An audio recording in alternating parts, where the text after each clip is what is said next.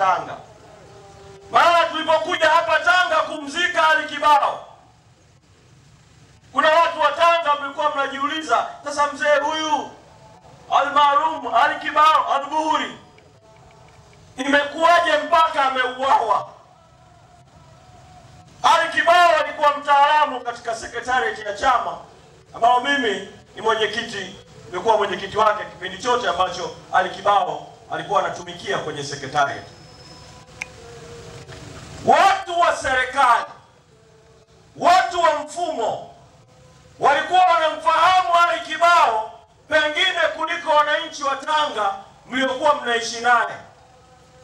Watu wa mfumo walikuwa wanajua namna ambavyo Ali Kibao chini kwa chini alikuwa akishirikiana na ngazi mbalimbali za chama kutengeneza mtandao wa ndani wa chama wa mapambano ya kisiasa ya kidemokrasia ya uchaguzi wa haki kuelekea uchaguzi wa serikali za mitaa. Alizunguka maeneo mbalimbali ya nchi akatumia utaalamu wake. Watawala hawa wenye nia ya kuiba uchaguzi wakaona mtu mmojawapo wa kumwondoa mapema sana ni Ali Mohamed Kibao. Kwa mimi namhesabu Ali Mohamed Kibao kama moja ya wahanga wa mifumo yetu mibovu ya uchaguzi na uporaji wa haki unaofanywa na CCM hapa Tanzania. Ndugu zangu wa Tanga, nazungumza na nyinyi nikiwa najua nyinyi ni wapinzani, nyinyi hamuitaki CCM kwa sababu nyinyi hapa Tanga mjini, labda tuzungumze Tanga za pembezoni, majimbo ya pembezoni, lakini hapa Tanga mjini mna uzoefu wa kuchagua upinzani. Asanteni sana, nyinyi ni wapinzani. Lakini katikati ya mwamko wenu, msimamo wenu wa kuikataa CCM, mna kumbukumbu mbaya. Mna kumbukumbu ya uchaguzi wa 2019, mna kumbukumbu ya uchaguzi wa 2020, mna kumbukumbu ya uchaguzi wa 2024. Kwa kumbukumbu hizo za kuondoka kabisa kwa uchaguzi huru, hata kwa ishara, hata kwa dalili kuondoka kwa uchaguzi wa haki, sisi Chadema tumechukua msimamo kwamba bila mabadiliko ya kikatiba na kisheria hakuna uchaguzi, no reforms, no election. Sasa ni wahoji Tanga, kwa sababu na wahoji nyinyi Tanga, kwa kuwa sisi Chadema tulivyochukua msimamo wa no reforms, no election, watawala wakaamua kuviita vyama Dodoma, vyama vyote 19. Wakati wanaita vyama Dodoma, makatibu wakuu wakasaini maadili ya uchaguzi. Wakati huo ile taarifa iliyotolewa na msajili wa vyama vya siasa ya kusema kwamba hataki niitwe tena katibu mkuu wa Chadema ilikuwa haijatoka, si ndio? Kwa wakaita vyama Dodoma. Anayetakiwa kwenda kusaini maadili ni katibu mkuu wa chama. Mimi nikatafakari msimamo wa chama wa no reforms, no election. Nikatafakari hasira ya wananchi mitaani kwamba mnasema kura haina tena maana. Katibu mkuu si kwenda wakati huo Dodoma kusaini hayo maadili ya uchaguzi. Sasa vyama 18 vikaenda, CCM na vyama 17 vinavyojiita vya upinzani, lakini vikaenda kufuata matakwa ya CCM, vikaenda Dodoma.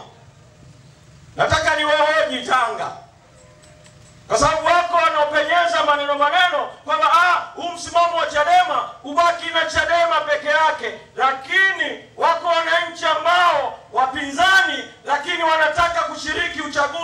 kwa mazingira haya. Ni waoji Tanga, wangapi mnakubaliana na msimamo wa Chadema wa no reform no election? Vidole viwili juu Tanga, vidole viwili juu. Na sasa isiwe tu ishara ya vidole, sauti zenu zisikike. Nikisema no reforms, mnasema no election. No reforms, no reforms, no reforms, no reforms, no reforms. Asanteni sana. Sasa watawala hawa, ili kujaribu kujenga imani kwa jamii ya kimataifa kwamba kuna uchaguzi Tanzania, wakati kimsingi hakuna tena uchaguzi, wanavifadhili vyama viwili vya upinzani ili vije vishiriki uchaguzi na mazingira haya, ili kuhalalisha uchaguzi haramu, uchaguzi dhalimu, uchaguzi wa dhuluma.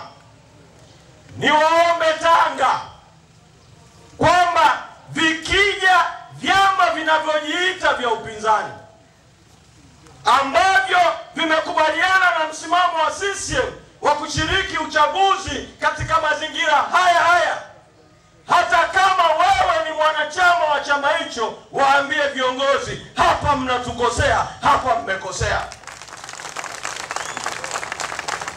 Tanga anataka kuwahoji hilo vile vile. Wale ambao mtasimama na msimamo wa no reforms no election bila mkujali msimamo wa vyama vyenu, naomba vidole viwili juu Tanga, naomba vidole viwili juu. Kura ya wazi ya wananchi kwamba wote wanaunga mkono no reforms no election bila kujali vyama. La tatu, ndugu zangu wa Tanga, mabadiliko gani tunayoyahitaji? Maana CCM na watawala wanapita wakisema, unajua rais amekwisha fanya reforms, amekwisha fanya mabadiliko. Wanadai eti kumetungwa sheria mpya ya uchaguzi inaitwa sheria ya tume huru ya uchaguzi. Alafu wanasema kumeundwa sheria mpya ya kura za udiwani, ubunge na urais ya mwaka 2024. Kwa wanasema sasa mama ameshafanya reforms. Na ukiwauliza wanakujibu vitu viwili tu. Wanakwambia moja, hii sheria inaitwa ya tume huru ya uchaguzi imeweka utaratibu kwamba sasa kabla rais hajateua mwenyekiti, makamishna, mkurugenzi, anapokea mapendekezo kutoka kwenye kamati ya uteuzi inaundwa na jaji mkuu, mwenyekiti wa tume ya haki za binadamu, jaji mkuu wa Zanzibar na kadhalika. Wakija na maneno hayo, waambieni, waseme ukweli kwamba ndani ya hiyo sheria inayoitwa ya tume huru ya uchaguzi kumewekwa kifungu cha sheria. Hiyo sheria imepitishwa 2024. Ina kifungu kinasema baada ya sheria mpya kutungwa, tume iliyokuwepo itaendelea na kusimamia uchaguzi kama kawaida. Ndio maana ninavyozungumza na nyinyi, mwenyekiti wa tume ambayo sasa inaitwa huru ni yule aliyekuwa mwenyekiti wa tume kabla haijaitwa huru, Jaji Mwambegele. Mjumbe wa tume ni Ramadhani Mapuri aliyekuwa katibu mwenezi wa CCM, alikuwa mjumbe wa tume kabla, sasa anaitwa mjumbe wa tume huru. Mkurugenzi anayesimamia uchaguzi anaitwa Ramadhani Kailima. Ramadhani Kailima ndio aliyekuwa mkurugenzi wa Tume ya Taifa ya Uchaguzi mwaka 2015, ukawa tulipokuwa na mgombea Edward Lowassa, mwenza wake akiwa Babuduni, wakaiba uchaguzi 2015. Mkurugenzi aliyekuwepo 2015 anaitwa Ramadhani Kailima, eti leo sasa anaitwa mkurugenzi wa tume huru ya uchaguzi. Itakuwa huru hiyo? Itakuwa huru hiyo? Ndio maana